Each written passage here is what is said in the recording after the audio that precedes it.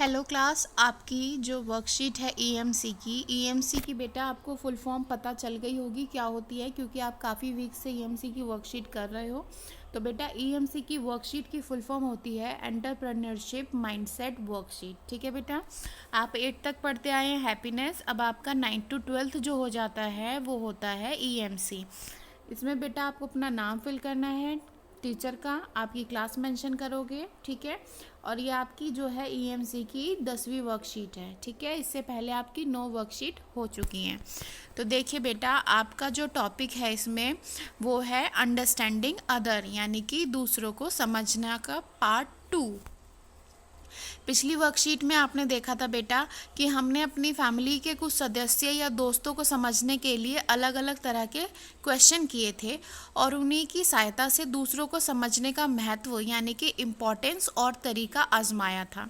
इसी एक्सरसाइज को हम आज थोड़ा सा आगे बढ़ाएंगे और अपने आसपास की किसी समस्या को सुलझाने के लिए दूसरों को समझते हुए कैसे कामकाज किया जा सकता है ये प्रयास करेंगे। ठीक है बेटा, कभी कभी क्या होता है, जब हमें कोई बात कंप्लीटली पता नहीं होती या दूसरे का हमें रीज़न पता नहीं होता तो हमें लगता है कि वो चीज़ गलत है, लेकिन यदि हम उसका रीज़न जान जाते हैं, दूसरे से बात कर लेते हैं और हमें पता चल जाता है कि इसका पीछे क्या रीज़न है, तो हमें लगता है कि कहीं ना कहीं हमारी जो सोच थी वो गलत थी।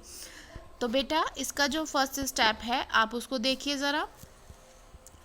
इसमें आपको एक मैप दिया गया है, ठीक है, और नीचे दिए गए बॉक्स में अपने घर के आसपास, अपने स्कूल या अपने किसी मनपसंद जगह का मैप बनाएंगे। ठीक है, उस मैप में बनाई गई जगह को ज़्यादा से ज़्यादा जानकारी डालने की कोशिश करेंगे। ठीक है, उदाहरण के लिए आपको ना एक ऐसा ही मैप बनाना है। ठीक है, या तो वो आपके घर से रिलेटेड हो या स्कूल से या उसके आसपास से रिलेटेड। ठीक है बच्चे, सभी को ऐसा मैप बनाना है। अब आपको एक एग्जाम्पल के तौर पे आपको एक मैप जो दिया गया है वो है आपके स्कूल का। ठीक है, अब देखिए बेटा, जैसे आप अपने स्कूल में एंटर करते हैं बच्चे, आप अपने स्कूल में, आपके स्कूल के कितने गेट हैं बेटा? आपके स्कूल के 2 गेट हैं। देखिए आसानी से दिखाया गया है, स्कूल गेट दिख गया आपको। स्कूल गेट के बाद बेटा आप थोड़ा सा आगे जाएंगे तो क्या मिलेगा आपको? ये देखिए पौधे दिख रहे हैं, फिर एक कंप्यूटर का रूम दिखाया गया है। ये दूसरे गेट से आने का रास्ता है, ये इस वाले गेट से आने का रास्ता है। ठीक है, जहाँ से आप अंदर जाएंगे तो ऊपर आपको क्या दिखेगा? कंप्यूटर का रूम है और क्लासरूम है। फिर कॉरिडोर है यानी कि खाली स्पेस है। फिर क्या है बेटा? और आपकी फिर क्लासेस हैं। ठीक है, क्लासरूम है आपके, वहाँ पे असेंबली जहाँ पे आपकी प्रेयर होती है, ये वो वाली जगह है। ठीक है, ये क्लासरूम है आपका, क्लासरूम को इसमें नीले रंग से दर्शाया गया है। ठीक है, आर्ट रूम है आपके, लाइब्रेरी है, स्टाफ रूम है। ठीक है, साइकिल स्टैंड है। ये सब इस तरीके से ही आपको अपने घर का या आपकी आसपास का कोई मैप आपको बनाना है। ठीक है, अब देखिए बेटा, आप जब ये आपको ये खाली स्पेस गिवन है, ठीक है, इस खाली स्पेस में आप वो मैप बनाएंगे।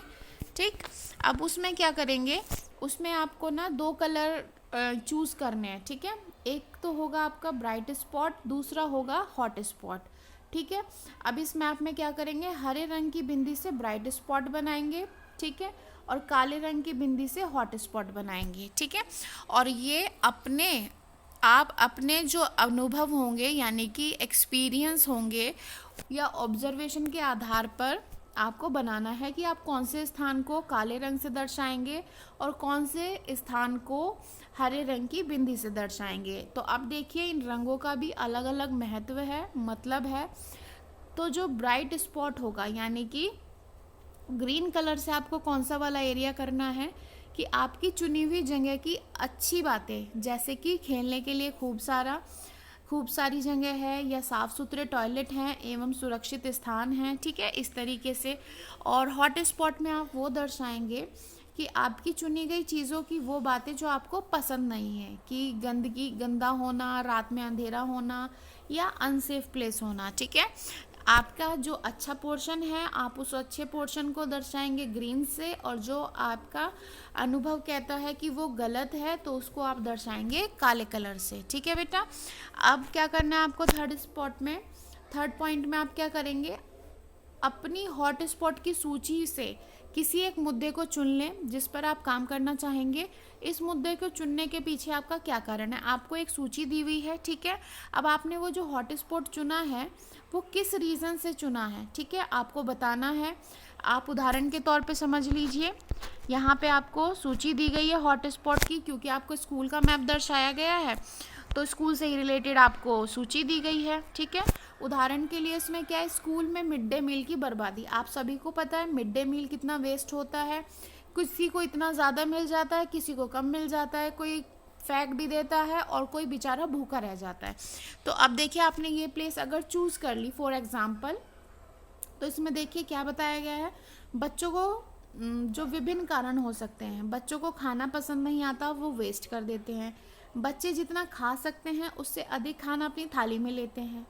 बचे हुए भोजन को दूसरे उपयोग की जानकारी ना होना, यानी कि अगर आपका खाना बच गया है तो आपको उसका क्या करना है आपको पता होना चाहिए। कुछ बच्चे घर से खाना लाते हैं। अब देखिए वो रीज़न क्या क्या हो सकते हैं, उस जो आपका ये टॉपिक है, इस टॉपिक से कौन कौन से पर्सन जो हैं वो रिलेटेड हो सकते हैं। देखिए स्वयं बच्चे, यानी कि सेल्फ स्टूडेंट, क्योंकि मिड डे मील है तो बच्चों से रिलेटेड होगा। मिड डे मील एजेंसी, जहाँ से खाना आता है वो वाली मिड डे मील एजेंसी होती है। नेक्स्ट होता है मिड डे मील प्रभारी शिक्षक, यानी कि जो मिड डे मील की देख रेख करते हैं वो शिक्षक, ठीक है बेटा। अब आपको ये जो टेबल गिवन है इसी तरीके से आपको भरनी है, जिसका आप मैप बनाएंगे उसी के बारे में आप चुने हुए मुद्दों के विभिन्न कारण लिखेंगे, ठीक है। क्यों आपने उस प्लेस को चुना, तो क्या रीज़न है, और उस प्लेस से रिलेटेड कौन कौन से व्यक्ति हो सकते हैं वो लिखेंगे। अब देखिए तालिका भर लेने के बाद अपने मुद्दों से जुड़े लोगों का इंटरव्यू लें, ठीक है, यानी कि उनसे पूछें। इंटरव्यू लेते समय आप लोगों की समस्या समझने के लिए प्रश्न पूछ सकते हैं, यानी कि आप उनसे क्वेश्चन कर सकते हैं। इसलिए आप इन लोगों से क्यों का प्रयोग करते हुए सवाल पूछ सकते हो, जैसे कि बच्चों से आप खाना क्यों झूठा छोड़ते हो, यानी कि अब देखिए इससे रिलेटेड कौन कौन था, बच्चे थे, मिड डे मील एजेंसी थी और प्रभारी शिक्षक थी। तो देखिए बच्चों से क्या क्वेश्चन हुआ बेटा, बच्चों से देखो क्या क्वेश्चन करते हैं, आपने खाना क्यों झूठा छोड़ा, यानी कि आपने जो खाना था वो क्यों छोड़ दिया। मिड डे मील एजेंसी से क्या पूछ सकते हैं, क्या आपने बच्चे से खाने के बारे में सुझाव लिया, क्यों नहीं। आप मिड डे मील एजेंसी क्या कर सकती है, वो बच्चों से पूछ सकती है कि आपके लिए कौन सा फूड है जो आप सभी को पसंद है ना। और जो टीचर थी उन टीचर से क्या क्वेश्चन हुआ, आपके हिसाब से बच्चे को खाना क्यों पसंद नहीं आया। यानी कि क्या होता है, जैसे आप लोगों ने भी देखा होगा जिस दिन कढ़ी आती है उस दिन इतने बच्चे खाना खाते हैं, और आलू पूरी आती है तब भी बहुत लोग जाते हैं, बट जिस दिन दलिया आता है उस दिन कम लोग जाते हैं, है ना। तो उसमें ही टीचर से पूछा गया कि आप रीज़न बताइए बच्चों को खाना क्यों नहीं पसंद आया, ठीक है। अब क्या करेंगे, आप अपने मुद्दे से जुड़े हुए लोगों से बात करके, क्या आपको उसके बारे में कोई नई जानकारी मिली, तो आप सिर्फ अपनी समझ से नहीं जान सकते, ठीक है। उन लोगों से बात करेंगे और आपको जो इन्फॉर्मेशन मिलेगी उसके थ्रू आप इस प्रॉब्लम को सॉल्व करेंगे। नेक्स्ट है बेटा, लोगों से इंटरव्यू लेते हुए अपना कम्युनिकेशन की क्षमता के बारे में क्या सीखा। जब आप किसी से क्वेश्चन पूछते हो तो आप किस तरीके से पूछ रहे हो, ठीक है, आपका बोलने का ढंग किस प्रकार है या किस प्रकार आप अपनी बात रख रहे हैं, ये सब चीज़ें आती हैं कम्युनिकेशन में, यानी कि संचार में। एक से दूसरे इंसान के साथ जब हम कम्युनिकेट करते हैं, बातचीत करते हैं, तो उसको बोला जाता है कम्युनिकेशन, ठीक है। आपको इसी में बताना है कि आपने जब कम्युनिकेट किया तो आपको क्या लगा कि आपकी कम्युनिकेशन जो क्षमता है वो कैसी है, ठीक है बेटा।